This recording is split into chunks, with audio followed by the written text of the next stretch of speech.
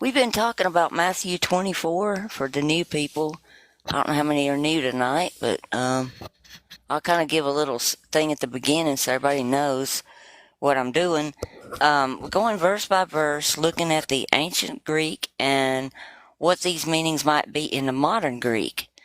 And so what I do is I take the verse, tear it apart, look at each verb and each letter in there and word, and see what I come up with when I put it in ancient and modern. Look at the etymology, sentence structure, to see if I get anything that might apply to us today. And I was real shocked when I started doing this because you can see so much more when you do it. I think there was a message for like 70 AD, and I think there was a message for today also. I'm not sure. A lot of the stuff I'm beginning to feel like that it repeats. Like if it did happen, it happens again for us today. So we're going to continue on. We left off last night with verse 37, and we're going to go to 38 today. And this one was interesting. For as in the days that were before the flood, they were eating and drinking, marrying and giving in marriage, until the day that Noah entered into the ark. And what I got in the modern was, as far as Noah in those days, that before the catechism, eating and drinking, having intercourse, you know what the word before that is, and getting married until the day they entered Noah into the kibbutz, which is actually a wooden box, a chest, a coffer, or a sarcophagus. Okay. And I thought, well, what is that? So I looked it up and it said that it could be a box, a chest, a coffer, or even a sarcophagus. Well, when you look at what it is today, it's real interesting because it's this little thing right here. It's like cabins. It's almost like prison cabins. It's weird. They build these same things for the quarantines. Isn't that interesting? I don't know if you can see that picture. I think I've got another picture on the next slide. But they call them kibbutz cabins. And they're the kibbutzo. They call them different things. But they were like for the quarantine stuff. And they made them in Greece. They even have watchtowers. Like a prison. But that's what I found when I started looking at it for modern. Had to do with like the quarantine. The stacked up things that have the little mini split air conditioners, and they're like a little mini tiny house. And they have a watchtower on some of them, like a prison. Kibbutzes in ancient times was like a sarcophagus or a coffer in Egypt. So that's where the word comes from. A chest or box, and that's what they look like on the inside. I mean, you've probably seen them on the news where they had the quarantines.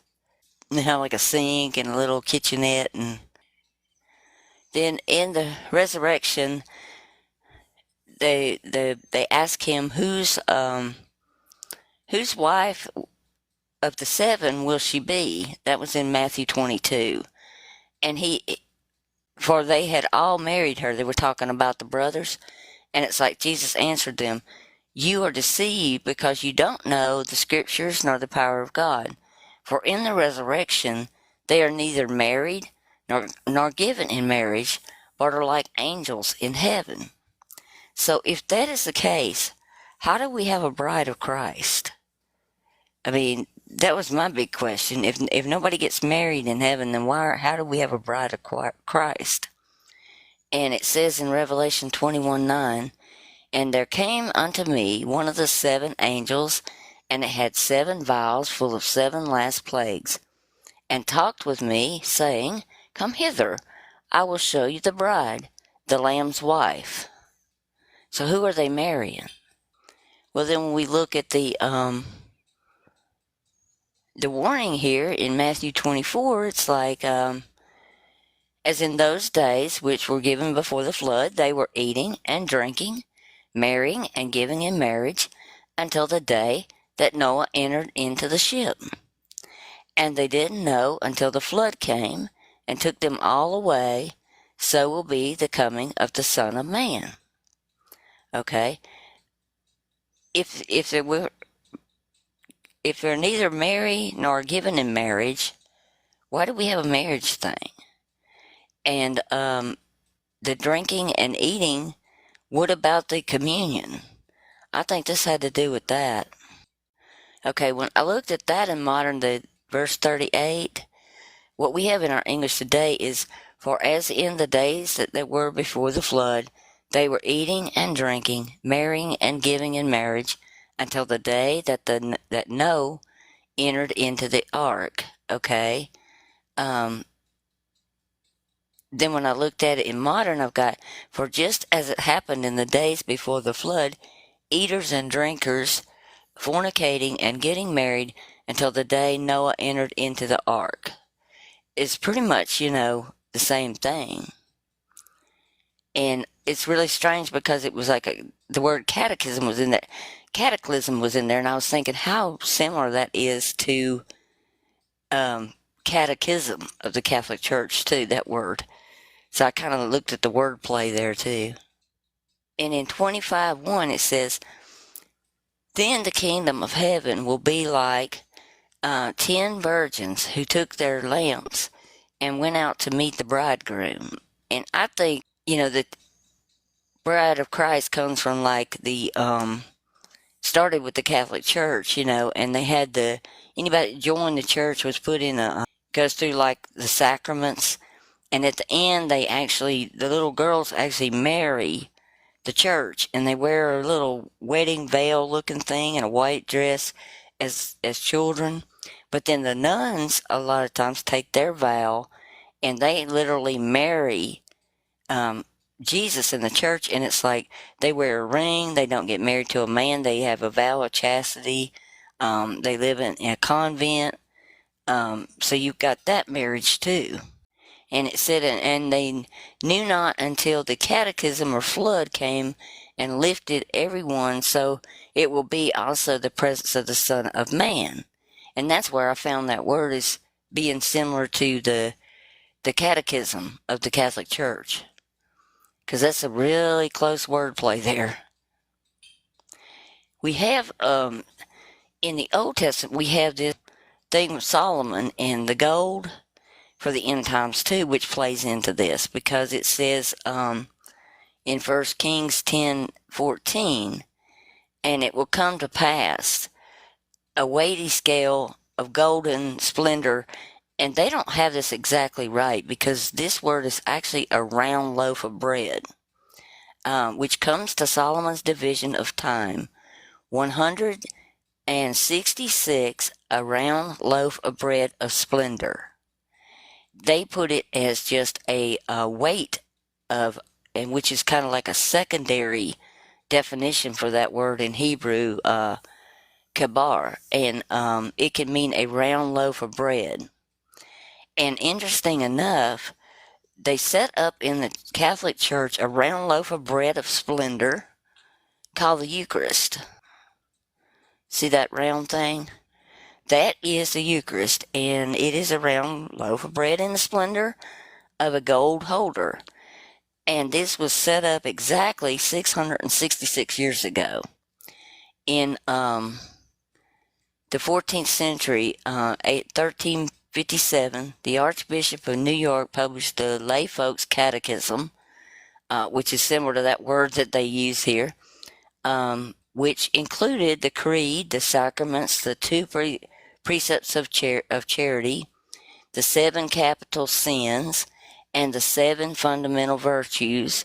For the first time, the name of catechism was explicitly used and published in 2 languages, Latin and English, for popular use. Already several other times the catechism works were written in the vernacular language for those people who did not normally use Latin. So this was the first time they actually legitimately set this up. And since it says in 1 Kings 10:14, this is used as a division of time of 666.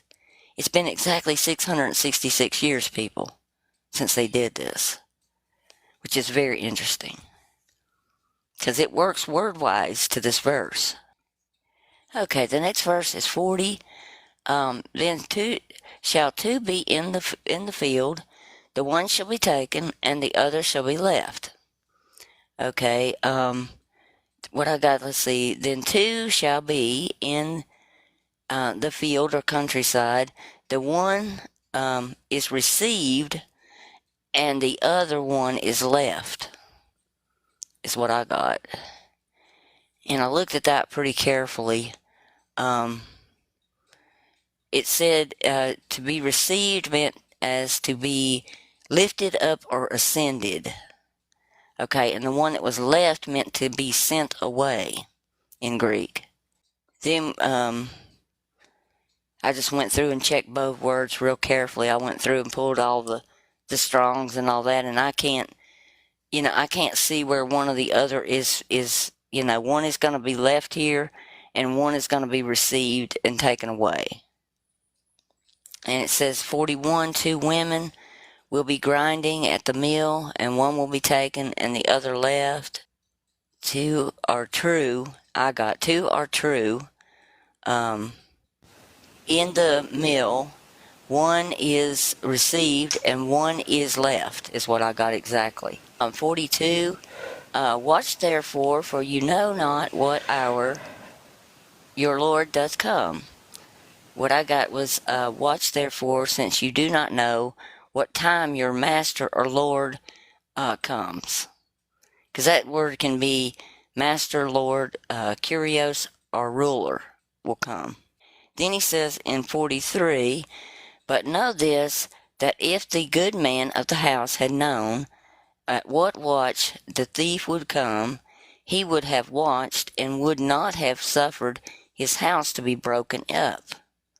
Okay, the literal translation I got on that was, but know that the host or the housemaster had known what watch the thief comes, he would have watched and would not have allowed his house to be dug through. I thought that was interesting too. But know this is the 43, but know this, that if the host or master had known at what watch the thief would come, he would have watched and have not allowed his house to be dug through. So who's coming? He's calling it a thief, which I thought was interesting.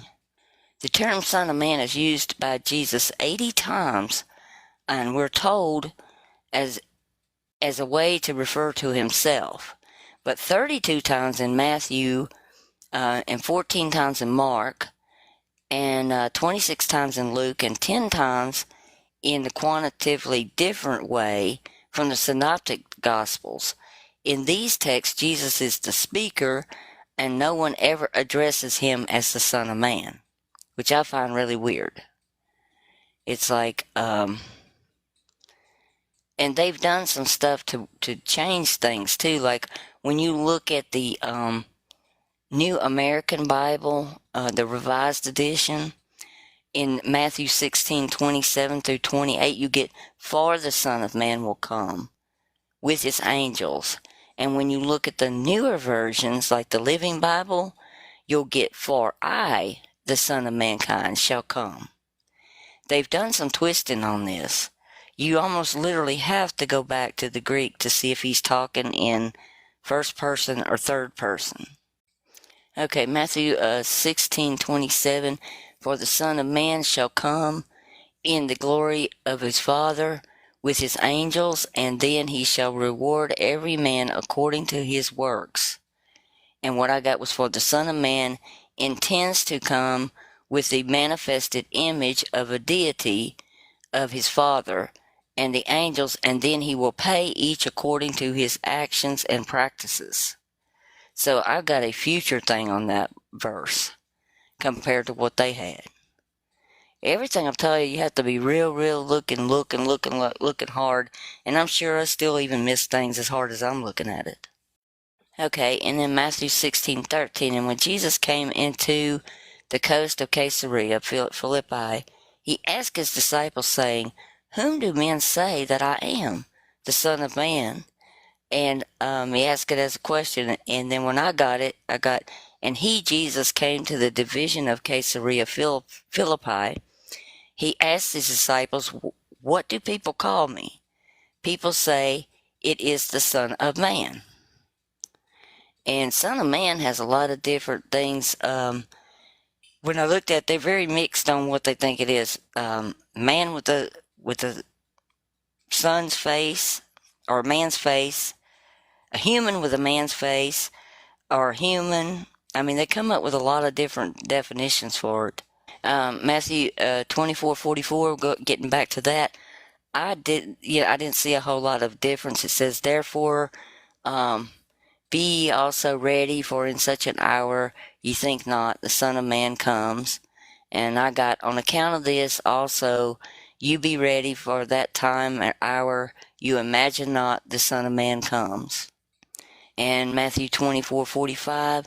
Who then is the faithful and wise servant, whom the Lord hath made ruler over his household, and give them meat in their due season? Okay, what I got was, in the modern, was, "Who consistently is the faithful slave, and prudent being established, his master or Lord gives him healing or therapia, to them the trophy in due time." Trophin, or by removing hair from the head. And therapia means like a medical service, a healing. And Kero meant to shear or to remove the hair from the sheep or human head. The Keros, which is a bit of a troubler because there's no proper equivalent in English, it said, and it may be because it expresses something critical to a pre-industrial society that is not relevant to technologically advanced moderns. It's also critical to Coleth recorded a hymn devoted to its timeless, the right time or the place for a certain event. In the 8th century BC, Homer, our words mostly denoted a right place on the body to molest, so that to inflict encumbrances. But in later ages, the word denoted something of right and proper opportunity or time.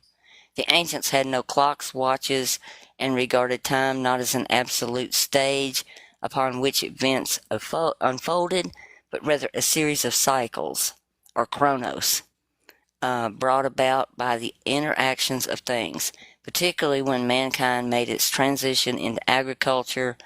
Understanding the year and its precise time periods and seasons became more critically important. For these reasons, Keros is thought to relate to the verb kero, which is to shear, which is to remove from sheep or a human their hair on their heads. The verb comes from the proto root of meaning to cut off, hence harvest. It's the same root that comes from carex. A raven explains the association of reaping and sowing. So it's an interesting word. In modern times, Tophin is a non-steroidal anti-inflammatory drug, and it works to reduce hormones that cause inflammation and pain to the body. It's used to reduce fever, treat pain, and those kind of things. So this also had some modern connotation too. It could have been like to give a trophin or a healing in due time, something that would ease up pain. There's just so much to this word game stuff. Okay, in verse 46 it says, "Blessed is that servant whom his Lord, when he cometh, shall find him so doing." Okay, what I got in the mechanic was, "The slave being blessed that the master comes shall find doing thus." So it's pretty much the same thing. In 47 it says, Verily I say unto you, that he shall make him ruler over all his goods. So this seems like an earthly thing. What I got in the mechanical was, verily, or in the end I say to you, that he who is over everything, the goods, the wealth of possession exist, he shall set him in charge of it. It's kind of like the talents in the parable. This was interesting too. 50, the Lord of the servant shall come in the day when he looketh not for him, and in the hour that he is not aware of. Okay, I've got this strange word here, HXEI. The Lord Master, that slave in that day, when he does not anticipate, and in a time he does not know. And this happens to be a weird matrix word for the matrix engine. He's talking about this cube thing that we see on a lot of the modern videos for the matrix. This matrix cubes would be what that verse was talking about for modern times. Really bizarre. It's even spelled the same. And it reminds me of the cubics, things they put on their forehead in the Orthodox Jewish. And this is experimental and computerized study of this matrix complex, and it's actually the initials for like some kind of formula they use for the cubics thing. And that was in the Journal of Chemical Physics. There's a lot of science terms in the New Testament, in modern Greek. 51, and they shall cut asunder and appoint his portion with the hypocrites, and there shall be weeping and gnashing of teeth. And and he will bisect him and set him apart with the hypocrites, and there will be weeping and those gnashing or grinding to the teeth. So that's pretty much the same. Then I found something interesting here. It's like, you think you're done with 24 and the whole thing, because they always just say Matthew 24. Well, actually, it continues on. It says in Matthew 25:1, Then shall the kingdom of heaven be likened unto the 10 virgins that took their lamps and went forth to meet the bridegroom. And this whole scenario does not finish until you get to Matthew 26:1. So you're talking 24 and 25 all the way to the first verse of 26 before you're done with this end time scenario. Because everybody always just looks at that one chapter and then they're done. Because it says in Matthew 26:1, and then it came to pass when Jesus had finished all these sayings, he said unto his disciples. That's when he actually says he's finished this discourse that they asking the question on. It goes on for quite a while. Of course, I think that the 25:1 is the bride of Christ is like the nuns, because they even take a lantern when they join the church. They would take a lantern and have the lantern in their hand as a light to become the bride. Paul promoted, like I said, the Christ one, and Peter also promoted the Christ one. So that's where we got the word for everybody starting to call him Christ, Christ, Christ. Before that, Jesus said no man should ever call him the Christ, and he forbade people to do that, commanded they not do it, rebuked those that did. Then we have the Matthew 24:5 warning. Then we also have 6 times in front of Pontius Pilate, he denied that he was the Christ. It's like, from the way I look at it, it's like everything that Jesus said himself, he did not want to be called the Christ, but then all the apostles and Peter and them started doing that exact same thing that he didn't want. Okay, I think I'll stop it there, and then tomorrow I might go into this stuff about where it's missing in the manuscript and where they wrote it in between the lines and all that.